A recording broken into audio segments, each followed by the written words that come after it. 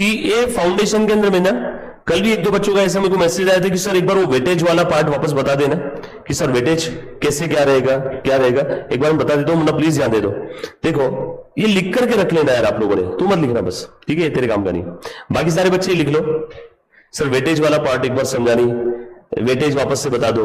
और can I से this is an ABC analysis of your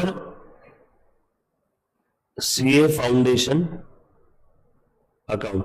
CA foundation accounts का ABC analysis क्या होता है वो एक बार पूरा बता देता हूं अच्छे से, एक बार देखना। डन? हाँ, दिख रहा है बेटा सभी को? एक बार चेक करो तो, जैसे देखना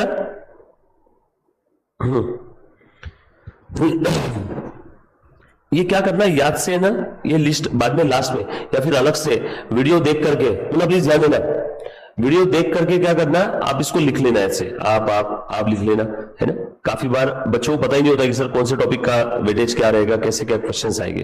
एक बार देखो, ये बेटा आप लोगों का सीए फाउंडेशन के अकाउंट का पूरा कंटेंट है। इंस्टीट्यूट में रजिस्ट्रेशन किया होगा तो 2 किताबें फाउंडेशन अकाउंटिंग की मिली होगी न्यू स्कीम में। मॉड्यूल 1 के अंदर में 7 चैप्टर्स है, मॉड्यूल 2 में 4 चैप्टर्स है, बराबर है। 2 वॉल्यूम मिला होगा, वॉल्यूम 1 वॉल्यूम 2, इसको मॉड्यूल बोलते हैं प्यार से। सो मैं अगर बात करूं चैप्टर नंबर 1 थ्योरेटिकल फ्रेमवर्क की, तो इसके ऊपर जनरली थ्योरी क्वेश्चन आते हैं, करीब करीब 10 से 12 नंबर का इसका वेटेज रहेगा। थ्योरी क्वेश्चन आने की संभावना बहुत ज्यादा रहेगी थ्योरेटिकल फ्रेमवर्क के टॉपिक के ऊपर में। जैसे इसके अंदर में आपको कैपिटल रेवेन्यू एक्सपेंडिचर बहुत ज्यादा इंपॉर्टेंट है, लिख करके रखना, कैपिटल रेवेन्यू एक्सपेंडिचर बहुत ज्यादा इंपॉर्टेंट है।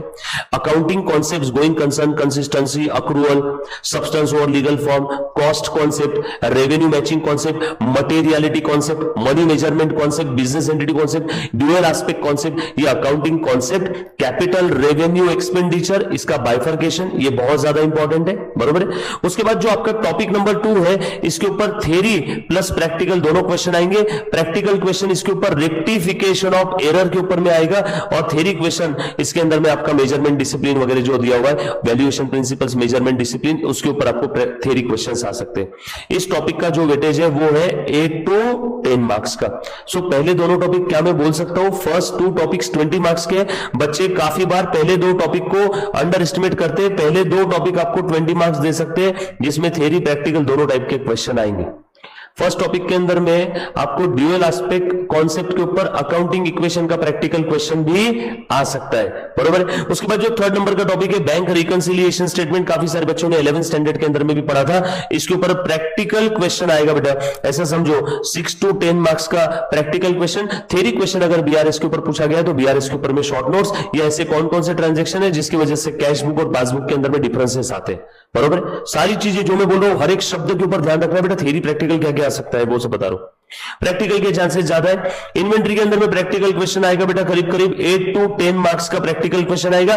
खास करके रिवर्स कैलकुलेशन के इन्वेंट्रीज के अंदर में क्वेश्चन आते हैं। मॉड्यूल के अंदर में 4 सेल्फ प्रैक्टिस क्वेश्चन दिए सबसे लास्ट में इन्वेंट्री टॉपिक के अंदर में, आईसीआई के मॉड्यूल में, वो अच्छे से करके जाना।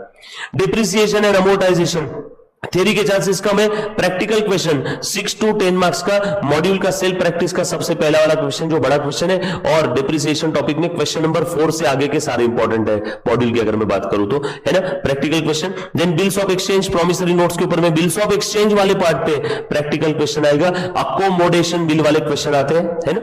उसके बाद में इसमें आएगा करीब करीब 6 to 8 मार्क्स का क्वेश्चन। फाइनल अकाउंट के ऊपर 10 नंबर का आपको प्रैक्टिकल क्वेश्चन आने वाला है। फाइनेंशियल स्टेटमेंट ऑफ एनपीओ की अगर मैं बात करूं, और फाइनल अकाउंट में भी इसमें सेल्फ प्रैक्टिस का सबसे पहले नंबर का एकदम ह्यूज जंबो क्वेश्चन है, बाप क्वेश्चन है, वो एक बार अच्छे से देख करके रख लेना। Financial statement of NPO, NPO आपने 12th में पढ़ा होगा, एनपीओ के ऊपर में 10 to 16 मार्क्स का क्वेश्चन आएगा।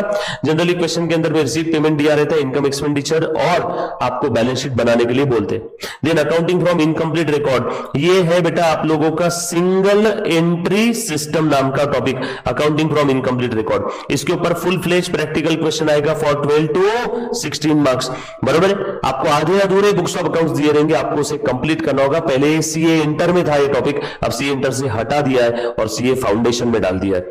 उसके बाद partnership and LLP 16 to 22 marks के लिए, इसमें डिसोल्यूशन बहुत ज्यादा इंपॉर्टेंट है। डिसोल्यूशन अभी अभी आपके सिलेबस में ऐड हुआ है, डिसोल्यूशन ऑफ पार्टनरशिप फर्म। पहले डिसोल्यूशन सीए इंटर में था, वो भी अब सीए फाउंडेशन में आ गया है। 16 to 22 marks practical question. Theory question आए इसके ऊपर करूं तो partnership deed, features of partnership, rare chances है बट प्रैक्टिकल क्वेश्चन आता है। कंपनी अकाउंट्स की अगर मैं बात करूं तो अगेन 12 to 20 मार्क्स के लिए कंपनी अकाउंट्स, इसमें भी इंटर के बहुत सारे टॉपिक थे, bonus and right issue, redemption of debentures, redemption of preference shares, वो सब फाउंडेशन के अंदर में डाल दिए।